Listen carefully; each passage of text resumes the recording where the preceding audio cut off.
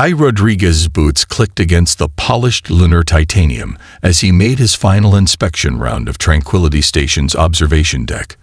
The celebration of the orbital ring's 50th anniversary was in full swing, with Earth's massive silhouette dominating the vista beyond the reinforced windows. The ring itself gleamed like a silver halo around the planet, humanity's crowning achievement catching the sun's light in a perfect circle of engineering triumph.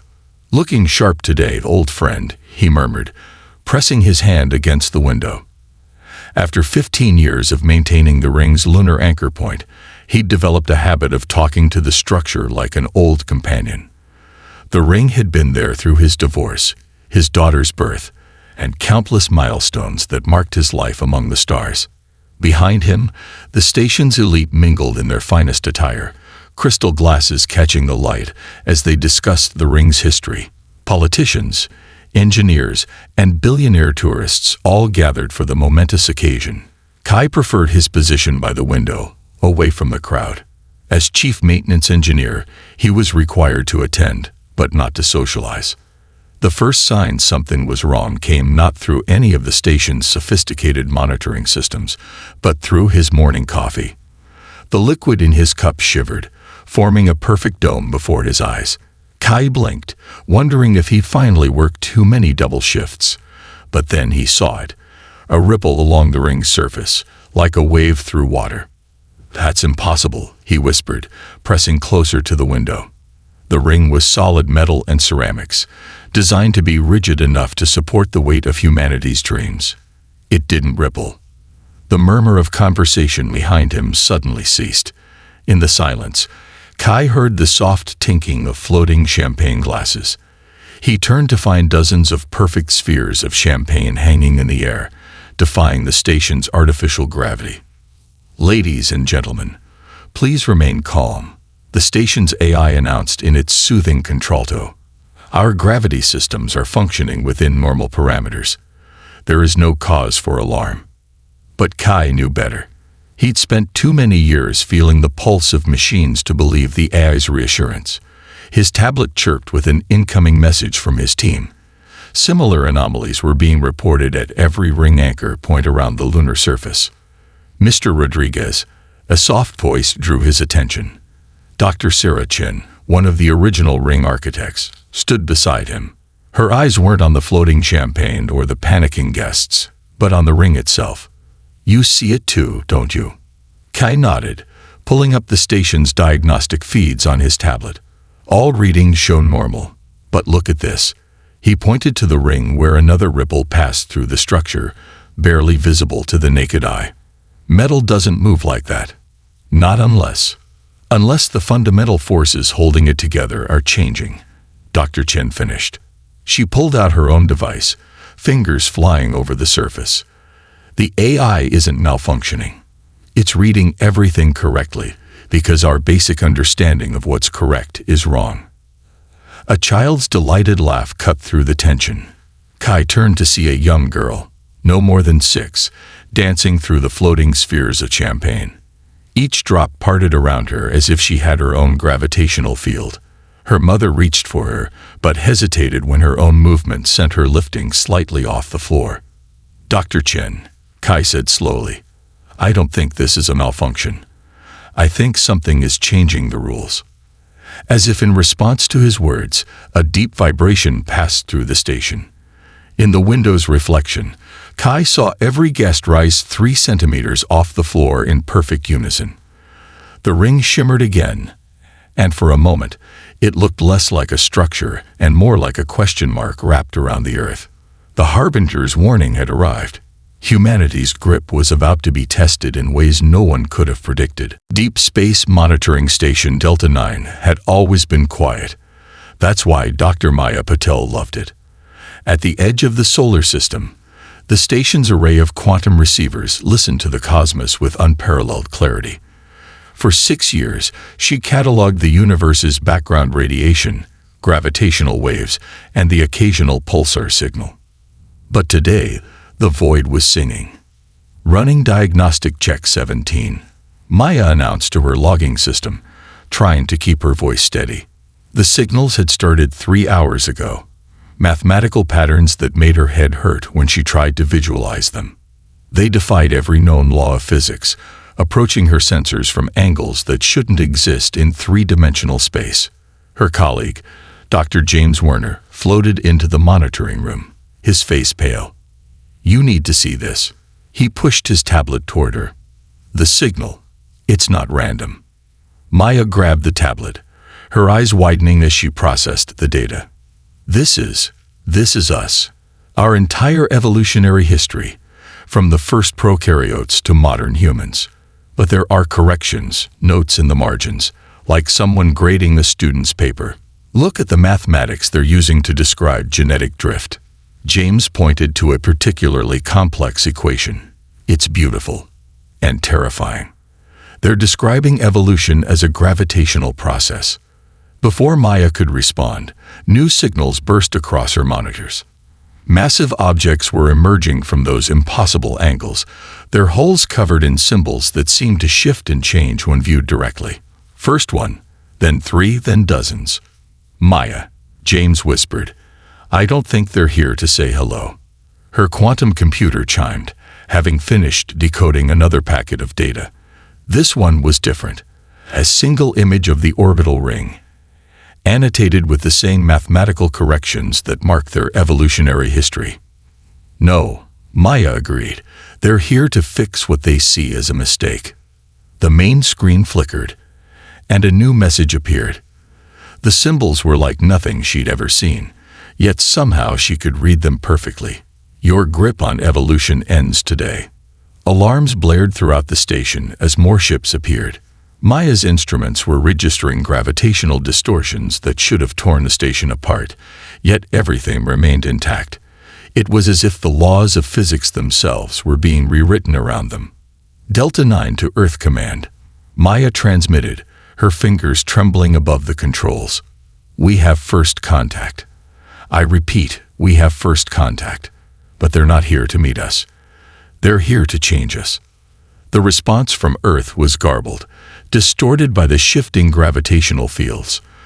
Through the station's observation window, Maya watched as the alien ships moved with impossible grace, their hulls rippling like liquid metal. They weren't traveling through space. They were bending it. "James," Maya called out, "look at these readings. The gravitational fluctuations we detected on the ring weren't a malfunction. They were a test.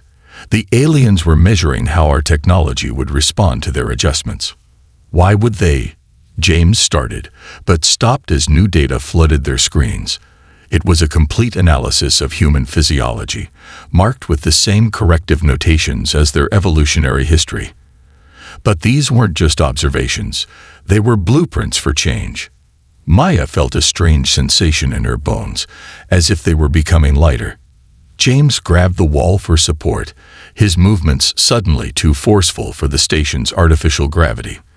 Their bodies were already beginning to respond to whatever the aliens were doing. "They see us as an unfinished equation," Maya realized, watching as more ships emerged from the void. "And they're here to solve it." Through the window, Earth was now visible as a tiny blue dot, the orbital ring a faint silver circle around it. The alien ships positioned themselves in a complex geometric pattern, their hulls pulsing with energy that Maya's instruments couldn't even begin to measure. The whispers in the void had become a chorus, and humanity was about to learn its melody, whether they wanted to or not. The construction crane swayed dangerously as Marco Torres tried to guide the steel beam into place. Something was wrong with the weight distribution. The 20-ton beam felt more like 10, then 30, then almost weightless in the span of seconds. "Kill the lift," he shouted into his radio, watching in horror as the beam began to oscillate in ways that violated every physics lesson he'd learned in engineering school. 300 meters below, the streets of Neo-Singapore rippled like waves on a pond, pedestrians stumbling as gravity played tricks with their sense of balance. His radio crackled. "Torres, get down from there. The whole site's being evacuated." The voice of his site supervisor trembled. "It's happening everywhere. Turn on the news." Marco's augmented reality contact lenses blinked to life. flooding his vision with emergency broadcasts. The orbital ring's stabilization systems were failing across the globe. In Paris, the Eiffel Tower swayed like a blade of grass. At Cape Canaveral, rockets meant for launch hung suspended in midair, their fuel tanks crushed by conflicting gravitational forces. Uncle Marco, a child's voice cut through his thoughts. His niece, Sophia, was pointing at the playground across from the construction site. Children were bouncing off the ground like astronauts on the moon, each jump sending them higher than the last. But unlike the adults rushing to grab them, they were laughing. Marco descended the crane as quickly as he dared, his muscles confused by the changing weight of his own body. By the time he reached Sophia, she had gathered a small crowd of children, all of them instinctively adapting to the new physics. "Look what I can do," Sophia jumped, spinning in ways that should have been impossible. Her movements were fluid, natural, as if she'd been born for this moment. The other children followed suit, their bodies already understanding what adult minds struggle to comprehend. Marco's lenses pinged with an incoming priority message. It was from Kai Rodriguez at Tranquility Station. "It's not a malfunction. They're changing us at the quantum level. The children, they're adapting faster than we are. Their neural pathways are remapping to process the new gravitational relationships." The message was accompanied by brain scans showing the difference between adult and child neural activity. Where adult brains showed stress and confusion, children's minds were lighting up with new connections, embracing the change with remarkable efficiency. A tremor ran through the ground, and Marco looked up to see the incomplete skyscraper he'd been working on begin to twist. But instead of collapsing, it held its new shape, the steel and concrete flowing like liquid before resolidifying. The aliens weren't just changing biology. They were altering the fundamental properties of matter itself. "Uncle Marco, you're doing it wrong." Sophia tugged at his sleeve. "Don't fight it. The gravity wants to dance with you." He looked down at his niece, really looked at her. Her movements weren't random. They followed patterns, like a surfer reading waves. The children had already discovered what the adults were too conditioned to see. This wasn't chaos. It was a new kind of order. His lenses flashed again, this time with a global alert. The aliens had broadcast another message. "Your species clings to constants that were never meant to be constant. Release your grip on the old physics. Your children already understand."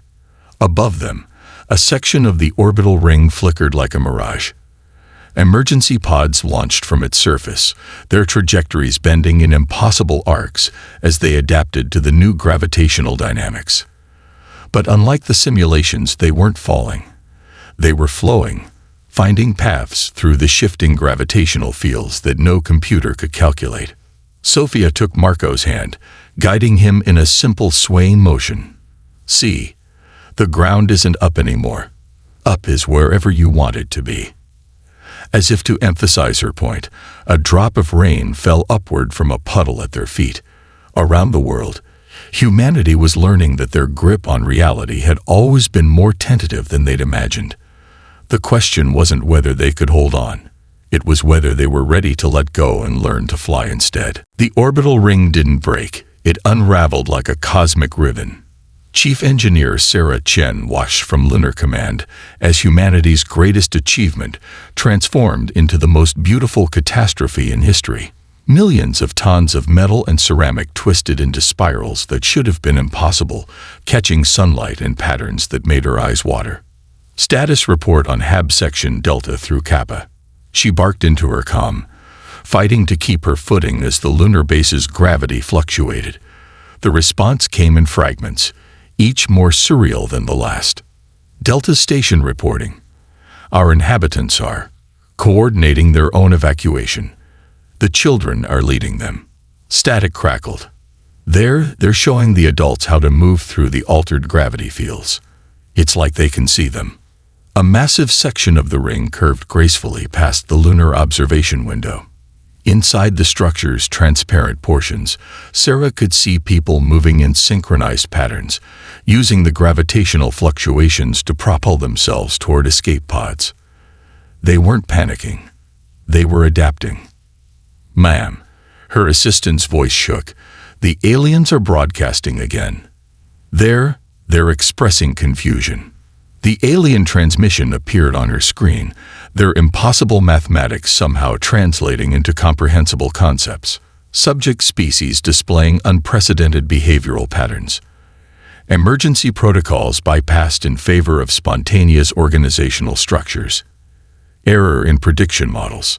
Sarah allowed herself a grim smile. Of course they were confused. They expected chaos, terror, a primitive species flailing in the face of forced evolution. Instead, humanity was turning their cosmic ballet into a choreographed evacuation. "Commander Chen." A young voice cut through the chaos. 10-year-old Yuki Tanaka, daughter of one of her engineers, stood in the doorway. Her feet weren't quite touching the ground. "The ring isn't falling. It's showing us the way." Before Sarah could respond, her screens lit up with data from across the Earth-Moon system. The ring's fragments were creating gravitational corridors, paths of stable space through the chaos, and somehow, the children had been the first to see it. "All stations," Sarah broadcast, "follow the children's lead. They can sense the safe paths. I repeat, the children are now our navigation experts." The alien observers recorded everything, their ships maintaining their geometric formation around Earth. Their messages became increasingly agitated. Subject species incorporating forced evolutionary changes into evacuation strategies. Children functioning as gravitational sensors. Adults adapting through social learning rather than direct physical modification. Unprecedented. Through her window, Sarah watched as escape pods wove through the ring's remains, following paths that defied conventional physics but somehow made perfect sense to their young pilots. The adults were learning quickly, taking cues from the children's intuitive understanding of the new gravitational language. "Yuki," Sarah turned to the floating child. "Can you teach me what you're seeing?" The girl took her hand. "Close your eyes. Feel how the air bends. The ring isn't breaking. It's transforming, like a butterfly. We just need to learn to fly with its pieces." And suddenly, Sarah understood. The aliens hadn't factored in humanity's greatest strength, their ability to turn disaster into opportunity, to learn from their children, to adapt not just physically but socially and culturally. "Update from Earth," her comm crackled. "The ring fragments are creating a network of gravitational corridors connecting every major city. It's like the ring knew this was coming. Like it's helping us evolve." Sarah watched as another section of the ring spiraled past, its structure flowing like quicksilver. The aliens had meant to break humanity's grip on the ordinary, but they had given them something extraordinary instead. They had given them a new way to reach for the stars. "All stations," she broadcast, her voice firm. "This is not a retreat. This is not a failure. This is humanity's first step into a new understanding of the universe. Follow the children. Follow the ring. We're not falling. We're learning to dance with infinity." Above Earth, the aliens continued their observations, their confusion evident in their increasingly complex mathematical notations. They had come to break humanity's grip on reality, but humanity had chosen to let go on their own terms, transforming what should have been their darkest hour into a testament to their adaptive brilliance. Professor Elena Martinez stood before her class at the new Physics Academy, watching her students hover at various heights above their seats. It had been 5 years since the change, and the new generation had developed abilities that still left her in awe. "Today's lesson," she announced, "is about traditional gravitational constants." The teenagers groaned, their bodies unconsciously shifting in response to their emotions, creating small gravitational eddies in the classroom's field. "Professor," called out Jason Chen, Dr. Sarah Chen's grandson, "why do we need to learn about old physics when we can feel the true nature of gravity?" To demonstrate, he created a complex gravitational knot in the air, a feat that would have been impossible half a decade ago. "Because," Elena replied, "understanding where we came from helps us comprehend where we're going." She pressed a button, and a hologram of the old orbital ring appeared. "This was once our greatest achievement. Now, it would be considered primitive. The classroom door opened, and Dr. Kai Rodriguez entered, his movements still showing the slight hesitation of the pre-change generation. Professor Martinez, they're ready for the demonstration. The students practically flew from their seats, their excitement causing ripples in the local gravitational field. Delina led them to the Academy's central atrium, where 17-year-old Maya Patel, daughter of the deep space researcher who first detected the aliens, was preparing for her thesis presentation. Maya stood in the center of the atrium, her eyes closed in concentration. Around her, the air began to bend and twist. The students gasped as gravity itself became visible, curves and waves of distorted space that Maya shaped like an artist molding clay. "What you're witnessing," Kai explained to the class, "is something the aliens never predicted. They expected us to simply adapt to gravitational manipulation. Instead, the next generation learned to compose with it." Maya opened her eyes, and the gravitational symphony around her crystallized into a structure. A perfect replica of the solar system, but with impossible paths woven between the planets. Theoretical space lanes that could reduce interplanetary travel time to days instead of months. "The aliens return every 6 months to study us," Alina continued, watching her students' faces. Their last report described humanity as exponentially exceeding evolutionary parameters. In other words, we're changing faster than they thought possible. "It's because they don't understand art," Maya said, maintaining her complex gravitational sculpture. "They see gravity as a force to be manipulated. We see it as a medium for expression." Around them, younger children played in the Academy's gardens, their games incorporating gravitational manipulation as naturally as breathing. They created slides out of gravity waves, rode temporal eddies like surfboards, and played catch with balls that followed impossible trajectories. "The aliens wanted to fix what they saw as a flaw in our evolution," Kai added, watching the children play. "They thought our grip on ordinary physics was holding us back. But they didn't realize that humans don't just adapt. We transform adaptation itself into something new." Maya's demonstration shifted, the solar system dissolving into a dance of gravitational currents that moved in harmony with her thoughts. Other students joined in, adding their own gravitational signatures to the performance. The atrium became alive with visible waves of space-time, a concert hall where gravity itself was the instrument. "Professor," Jason called out, pointing through the atrium's transparent ceiling. Several alien ships hung in the sky, their geometric patterns a stark contrast to the fluid gravitational art below. "They're watching again." Delina smiled. "Let them watch. They came to change us, but we're changing their understanding of what's possible instead." She turned to her students, their young faces illuminated by the dancing gravitic lights. "They thought they were giving us a gift, but humanity's greatest gift has always been our ability to take what we're given and transform it into something extraordinary." Above them, the alien ships recorded everything, their mathematical models struggling to explain how a species could advance so far beyond their intended parameters. They had come to break humanity's grip on reality, but instead they had helped forge a generation that didn't need to grip anything at all. They had learned to dance with the very fabric of space itself. The city of Neo-Tokyo pulsed with gravitational rhythms as Dr. James Werner stood atop the Quantum Spire, a building that shouldn't have been possible before the change. Its 300 stories twisted through multiple gravitational fields, each level operating under different physical laws that shifted with the moods of its inhabitants. "Beautiful, isn't it?" asked Yuki Tanaka, now 15, and one of the leading architects of the New World.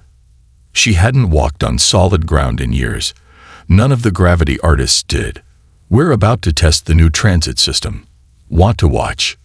Below them, the city's traditional transportation infrastructure had been replaced by gravitational corridors, flowing rivers of altered spacetime that carried people and goods through the urban landscape.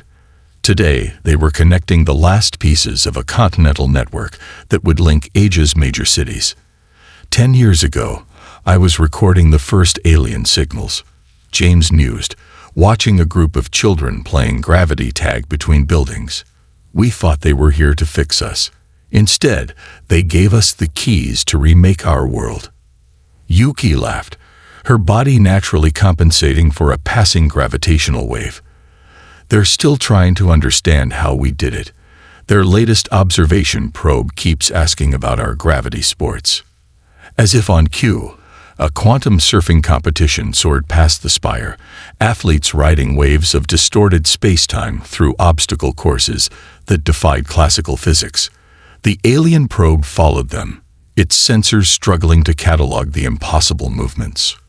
Ready for activation, Yuki's comm buzzed, all nodes standing by. James watched as Yuki closed her eyes, reaching out to the gravitational field network. She wasn't alone. Across the continent, other gravity artists were doing the same, preparing to synchronize the largest engineered gravitational structure since the fall of the orbital ring. The air rippled, and suddenly James could see it. Lines of force connecting major cities, visible distortions in space-time that would allow near-instantaneous travel across vast distances. It was like watching a new nervous system being woven into the planet's fabric. Transit corridor activation in 3, 2, 1. The network blazed to life. In an instant, Neo-Tokyo was connected to Beijing, Seoul, Singapore, and a dozen other cities through tubes of altered space. The first travelers stepped into the corridors, their bodies carried along paths that broke every law of physics James had learned in his old life. Your generation, James said softly. You didn't just adapt to the new physics. You're rewriting the relationship between consciousness and reality. Yuki nodded, her attention still on the network. The aliens keep asking how we learn to manipulate gravitational fields with our minds. They don't understand that we're not manipulating anything. We're having a conversation with space-time itself. Above them, more alien observation ships appeared, their hulls reflecting the quantum light show below. Their broadcasts were a mixture of confusion and fascination. Subject species has developed unprecedented integration with spatial dynamics. Query: how are children achieving gravitational resonance without technological assistance? They still think in terms of technology. Yuki smiled. They don't realize that the human mind was always capable of this. We just needed to be shown the door. The city continued its gravity dance, buildings flexing and flowing with the collective consciousness of its inhabitants. Art galleries showcased pieces that existed in multiple gravitational states simultaneously. Musicians played instruments that used gravity waves as strings, creating harmonies that rippled through space-time itself. The Renaissance artists learned to paint with perspective, James observed, watching a group of students practicing their gravity sculptures. Your generation learned to paint with the fabric of reality. Yuki's comm chimed again. The transit network was fully operational. Across Asia, humanity was taking another step into their new existence. The aliens had meant to correct what they saw as a flaw in human evolution. Instead, they had catalyzed a transformation beyond their comprehension. James looked up at the observation ships and smiled. The aliens had come to break humanity's grip on ordinary physics. Now they stayed to watch as humanity embraced the extraordinary, turning their forced evolution into a revolution of art, architecture, and human potential. The quantum renaissance was just beginning. The alien delegation materialized in the United Earth Council chamber, their crystalline forms refracting light in ways that still hurt human eyes. They had brought representatives from a dozen successfully evolved species, beings of pure energy, quantum matrices in vaguely humanoid shapes, and creatures that existed simultaneously in multiple dimensions. Admiral Sarah Chen, once the engineer who witnessed the ring's fall, stood before them as Earth's representative. At 78, her movements were aided by the same gravitational fields that had once threatened to destroy humanity. We have come to evaluate your species for ascension, the alien leader announced, its thoughts translating directly into human consciousness. Your adaptation to our intervention has exceeded all models. Sarah's granddaughter, Lisa floated beside her grandmother, one of the new generation's strongest gravity artists. The alien observers tracked her movements with particular interest. She hadn't touched the ground since she was 12. "Show us your most advanced achievements," another alien requested, its form shifting through colors humans had no names for. "We wish to compare your progress with other successful specimens." Lisa exchanged a glance with her grandmother, then raised her hands. The chamber's gravitational field began to change, not through technology, but through pure human consciousness. The alien delegates watched in fascination as she created a miniature galaxy in the air, complete with spinning stars and flowing dark matter. Impressive, the alien leader conceded, but predictable. The Centaurians achieved similar control within their first decade of evolution. It gestured to one of the energy beings, who demonstrated by creating its own gravitational sculpture. Sarah smiled. "Lisa, show them what makes us different." The young woman nodded and reached out to the Centaurian's creation. Instead of manipulating the gravity fields directly, she began to weave music into them. The gravitational waves became notes, the spatial distortions transformed into harmony. The chamber filled with a symphony played on the strings of space-time itself. The alien delegates shifted uncomfortably. "This is unexpected," their leader admitted. "You've turned a fundamental force into entertainment, into art," Sarah corrected, "into culture, into something uniquely human." She gestured to the screens showing Earth's transformed cities. "We didn't just adapt to your changes. We made them our own." Another delegate, a quantum matrix, moved forward. "But the guidelines, the evolutionary parameters, you were supposed to transcend physical form, not enhance it." Lisa laughed, her gravity song growing more complex. Other human gravity artists in the chamber joined in, each adding their own movements to the performance. The aliens watched as what began as a demonstration of physical control transformed into a dance, a celebration, a distinctly human expression of joy. "That's what you never understood," Sarah explained, watching her granddaughter conduct the gravity symphony. "Humanity doesn't follow guidelines. We don't transcend our nature. We expand it. You wanted us to let go of our humanity to evolve. Instead, we evolved our humanity itself." The chamber swirled with gravitational art as more humans joined the performance. Children created playful melodies with spatial distortions, while adults wove complex harmonies through quantum fields. Even the older generation, those who had lived through the change, added their own subtle touches to the gravitational concert. The alien leader's form flickered with what might have been confusion. This was not the intended outcome. You were meant to join our collective, to ascend beyond physical limitations.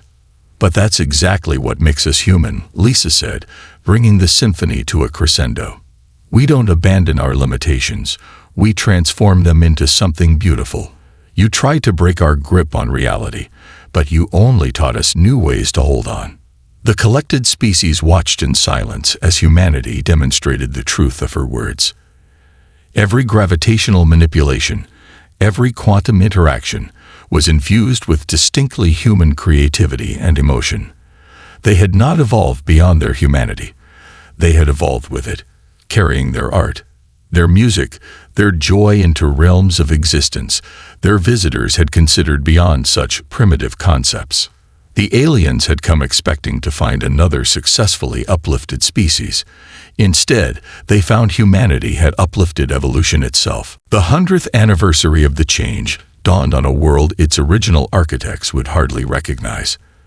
Dr. Elena Chen Rodriguez, great-granddaughter of both Sarah Chen and Kai Rodriguez, stood in her family's gravity garden, watching her young children weave quantum flowers out of distorted spacetime. The new orbital ring, or the quantum crown, as it was now known, sparkled in the morning light. Unlike its predecessor, this one didn't fight against gravitational forces. Instead, it danced with them, a fluid circle of engineered reality that changed its properties to match Earth's gravitational songs. "Mom," called her daughter Maria, "the aliens are back." She pointed skyward, where familiar geometric ships appeared through quantum folds in space. But this time, they weren't alone. Alina activated her quantum sight, a human ability that had evolved from the first gravity artists' intuitive understanding of spatial relationships. The alien ships were accompanied by a fleet of vessels from across the galaxy, representatives from species that had resisted the aliens' guided evolution program. Her comm buzzed with a priority message from the United Earth Council. They're requesting permission to observe today's centennial celebration. Apparently, we've become something of a legend among the younger species. Alina smiled, remembering the stories her grandparents had told her about the day humanity lost its grip and found its wings. Permission granted, she sent back. Let them see everything. Around the world, humanity prepared to demonstrate just how far they'd come. In Neo-Tokyo, gravity artists conducted massive spatial symphonies, their music rippling through the fabric of reality itself. The quantum cities of Mars and Europa joined in, their inhabitants adding their own harmonies to the performance. Distinguished observers, Alina broadcast to the watching fleet, "Welcome to Earth. 100 years ago, your predecessors came to fix what they saw as a flaw in our evolution. Today, we invite you to witness how humanity transformed that intervention into something unprecedented." She gestured to her children, who joined thousands of other young gravity artists in a coordinated display. The space between Earth and the Moon filled with quantum art, massive sculptures of light and gravity that told the story of human adaptation and transformation. The alien observers recorded everything, their confusion evident in their transmissions. Subject species has achieved Class X civilization status through entirely unpredicted methodologies. They have not transcended physical form as intended, but have instead elevated physical existence beyond projected possibilities. Alina's son, Alex, created a small quantum bubble around them, a space where they could speak privately despite the global celebrations. "Mom, is it true that humans used to think gravity was just a force to be overcome?" "We did." Alina nodded, watching as the quantum flowers in their garden bloomed in harmony with the global gravitational frequencies. "We thought we had to fight against the universe to progress. The aliens thought they were teaching us to let go, but what they really taught us was how to dance with reality itself." Above them, the quantum crown shimmered with fractal patterns as humanity demonstrated their mastery of spatial engineering.